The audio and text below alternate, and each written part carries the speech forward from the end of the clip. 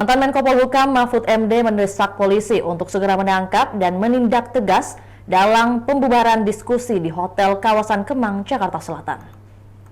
Menurutnya, polisi seharusnya bisa bergerak cepat karena kejadian itu terekam dalam video. Mahfud mengatakan video tersebut menjadi bukti penting bagi polisi untuk mengungkap dalam pembubaran diskusi. Sejauh ini, polisi telah mengamankan 5 orang terduga pelaku, 2 diantaranya yakni FEK dan GW telah ditetapkan sebagai tersangka. Masing-masing berperan sebagai koordinator lapangan dan merusak properti di ruang diskusi. Wakapolda Metro Jaya Brigjen Pol Jati Wiyoto mengatakan, para tersangka juga ikut menganiaya satpam hotel dan polisi yang berjaga. Sementara 3 terduga pelaku lain, yakni JJ, LW, dan MDM masih dalam pemeriksaan.